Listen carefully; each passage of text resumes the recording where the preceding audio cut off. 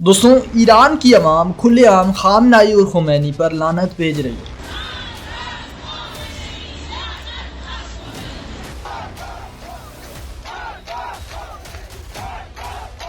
खामनाई, जो शिया कौम का एक लीडर समझा जाता है, क्यों आज वही लीडर अपनी ही कौम के लिए बायसे लानत बन चुका है? आखिर खामनाई ने ऐसा क्या कर दिया कि उसकी अपनी ही अवाम उसका नाम लेने से भी नफरत करती है?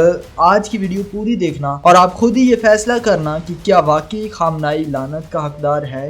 दोस्तों, आज ना ईरान के मसाइल सिर्फ एक शख्सियत तक महदूद नहीं है, बल्कि उनके पीछे एक सिस्टमेटिक करप्शन की कहानी है जो तकरीबन सभी की जिंदगियों को तबाह कर रही है। एंड इस सिस्टम की एक मिसाल बुनियाद है वो मेगा ऑर्गेनाइजेशंस जो ईरान के माली रिसोर्सेज को अपने कब्जे में करके ईरान के गरीब आवाम को और भी दबने पर मजबूर करती है। बट क्या आप जानते हो कि ये ऑर्गेनाइजेशंस असल में किसके कब्जे में है?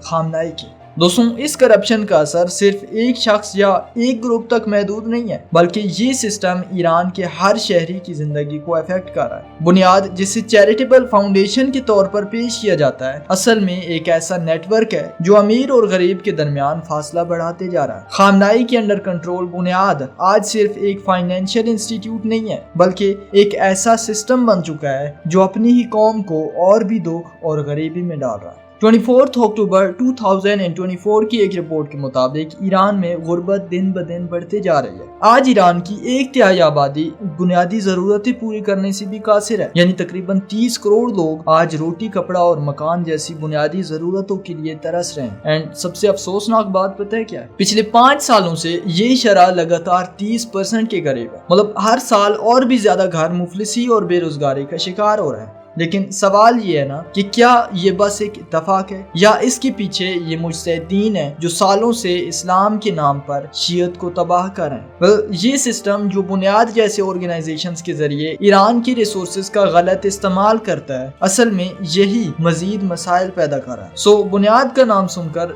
यही लगता है कि ये कोई वेलफेयर या सोशल हेल्प का ऑर्गेनाइजेशन होगा, राइट? लेकिन असल में ये ईरान का सबसे करप्ट और पावरफुल नेटवर्क है। इन बुनियाद का काम मुल्क के सबसे वैल्यूएबल रिसोर्सेज और प्रॉपर्टीज को कंट्रोल में लेना और उनका फायदा सिर्फ अपने एलीट ग्रुप्स तक ही महदूद रखना। इन बुनियाद को ऑफिशियली चैरिटी ऑर्गेनाइजेशंस कहा जाता है, लेकिन ये किसी भी तरह अकाउंटेबिलिटी या टैक्सेशन के दायरे में नहीं आते। एंड बहुत सारे बुनियाद तो खुद खामनाई कंट्रोल करता है, जैसे कि सहतात, आस्ताने कुद्स रजावी, खतमुल अंबिया, सिपाह कोऑपरेटिव फाउंडेशन और मुस्तज़िफान फाउंडेशन। और सिर्फ ऐसे एक फाउंडेशन के अंडर बेशुमार कंपनियां और जायदादें हैं। और ये 5 इदारे जो कि खामनाई के कंट्रोल में है, इनके अंडर हजारों कंपनीज काम करती हैं, जिनमें agriculture, industry and manufacturing, oil and gas, real estate, health care, religious tourism and यहाँ तक के बैंक्स भी इसी के अंडर हैं। दोस्तों, मसला ये है ना कि ये सभी कंपनीज जो कि इस बुनियाद के अंडर आती हैं, ये सभी टैक्स फ्री हो जाती हैं। एंड यू नो कि किसी भी मुल्क की तरक्की के लिए टैक्स बहुत ही जरूरी होता है। टैक्स ना बेसिकली वो पैसा है जो अवाम और बिजनेसेस अपनी इनकम का एक छोटा सा हिस्सा गवर्नमेंट को दे। एंड इसी पैसे से स्कूल्स बनते हैं, हॉस्पिटल्स चलते हैं, रोड्स बनाई जाती हैं और मुल्क के और मुख्तलिफ तरक्याती काम किए जाते हैं। लेकिन अगर ये लोग या ऑर्गेनाइजेशंस टैक्स देना ही बंद कर दें तो मुल्क की इकोनॉमी कमजोर होने लगती है।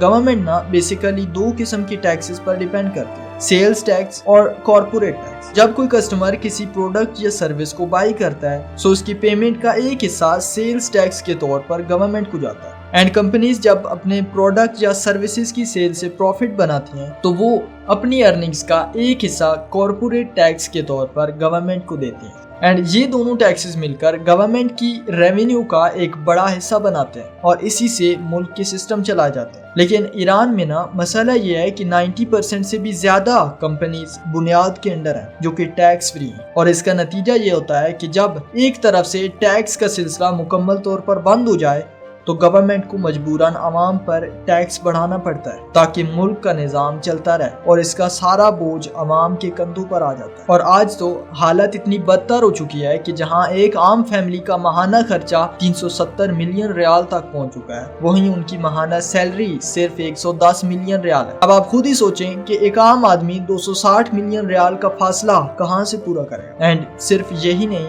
बल्कि पूरा मुल्क आज मकरूज हो चुका है। 2022 की एक रिपोर्ट के मुताबिक ईरान पर 1,38,000 मिलियन डॉलर्स का कर्जा था और ये कर्जा दिन ब दिन बढ़ रहा है और अगर सब कुछ इसी तरह से चलता रहा तो ये कर्जा 2029 तक 4.4 ट्रिलियन यूएस डॉलर्स तक पहुंच जाए। वेल, इस सब में सबसे घटिया बात पता है क्या? खामनाई और उसके साथी न सिर्फ टैक्स अदा नहीं करते बल्कि जो थोड़ी बहुत करेंसी गवर्नमेंट के पास बची रहती है उस पर भी कब्जा कर लेते हैं। जैसे कि खामनाई ने तो एक बार 60 मिलियन डॉलर्स ले लिए थे रीपेमेंट्स के नाम पर एंड ये सारी दौलत का फायदा या तो खामनाई और उसके चंद साथी उठा रहे हैं या फिर ये दौलत उन ऑर्गेनाइजेशंस को दी जाती है जो कि दूसरे मुल्कों में दहशतगर्दी फैलाने में मसरूफ है। जैसे आप हिजबुल्लाह को देख लो, हिजबुल्लाह को तो हर साल 700 मिलियन डॉलर्स तक दिए जाते हैं और हमास को 100 मिलियन डॉलर्स हर साल दिए जाते हैं एंड इनफैक्ट खामनाई की वजह से आज 45,000 से ज्यादा फलस्तीनी जान से हाथ धो बैठे। वेल, डिटेल्स के लिए ये वीडियो देखो और ये हमेशा याद रखो कि इमाम ज़माना अलैहिस्सलाम के ज़हूर से पहले कोई भी हुकूमत इस्लामी नहीं हो सकती है। उनसे पहले आने वाला हर इस्लामी हाकिम असल में